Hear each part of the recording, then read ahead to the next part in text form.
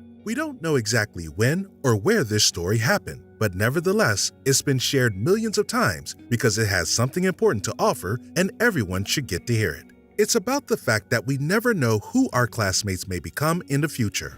People change sometimes, but whether it's for better or worse, let's watch this episode and find out. A guy named Pasha studied in our class. He was a rather ordinary student. He succeeded in some things and wasn't so great at others, but overall, he got average grades. The one thing about him, though, was that he was great at math. It was easy for him, and he loved the subject. Pasha was from a poor family. He didn't have a father, and his mother worked 2 jobs to make ends meet. She worked as a cleaner in our school during the first half of the day, and her second job was cleaning a store in the evenings. At least I often saw her there. Pasha wore old sneakers and the same pants all year round. His classmates had fancy gadgets, while Pasha could only dream about them. But oddly enough, Pasha wasn't ashamed of his mother. He often stayed after school to help her. He carried buckets of water and even cleaned and swept the floors. At first, we all tried to make fun of Pasha and even bullied him. It obviously bothered him, but as we got closer to graduation, Pasha stopped paying attention to the jokes made at his expense. So we stopped doing it. Although it might have been because we got a bit older. In any case, he never had many friends. No, we didn't ignore him. We talked to him, but it's not like he was ever a part of my group. He kept to himself most of the time. But that's not all. He had some other problems too. I think that every school has a teacher who's all friendly and affectionate with children from wealthy families while being very harsh on the kids from poor families. Given the fact that Pasha's mother couldn't always donate money for the class needs, Pasha often got the worst of this teacher's attitude. In our school, it was the biology teacher, Svetlana. It's only now, many years later, that I understand how duplicitous she was, although I never had problems with her. That's probably because my father often fulfilled her whims for repairs in the classroom. But for some reason, she disliked Pasha the most. She called on him every day, and anytime he wasn't ready for the class, she'd humiliate him in front of the whole class, and we'd all laugh.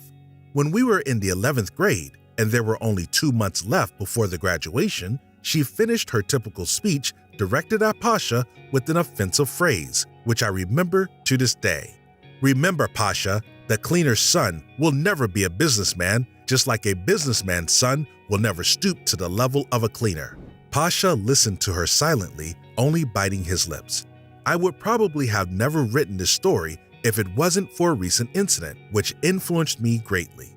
I never saw Pasha after school, and since he didn't stay in touch with any of us, we knew nothing about him. He'd occasionally appear on social networks, but he only had 3 pictures there with other people in the background.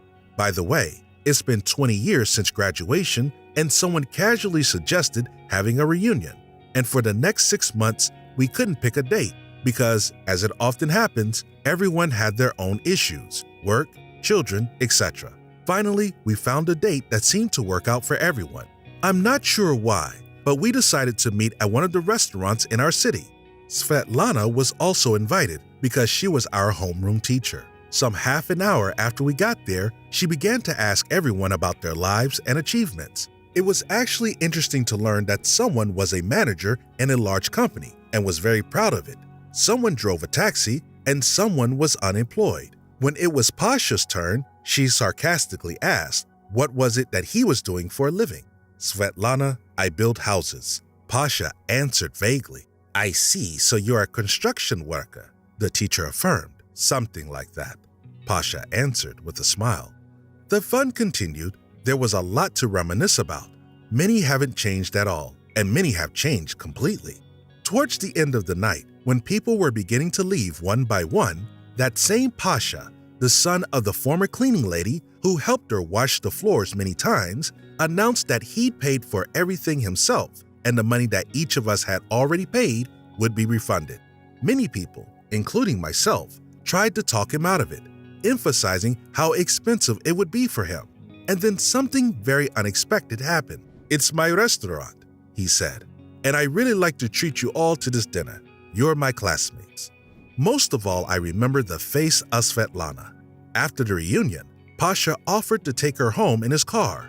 His personal driver came to pick her up in a black business class Mercedes. She got into the car with her mouth open in disbelief. A few days later, when everyone calmed down a bit from what they'd seen and began to make some inquiries, it turned out that Pasha had his own construction business, and his mother hadn't been working for a long time now, but rather lived in a beautiful house that her son had bought. I still can't get this reunion out of my head. Working as a manager at a large company, I often think that we're the only ones responsible for our lives. It doesn't matter whether our parents are rich or poor.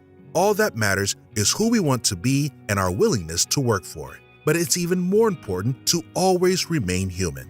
After all, we have to admit that even having achieved so much, Pasha wasn't going around screaming about it at every corner, like so many others would have done. He's a modest person who works hard. Thanks for watching and for liking the video. If you'd like to tell us who your classmates have become or who you think they may become in the future, leave a comment. Have a nice day. Bye.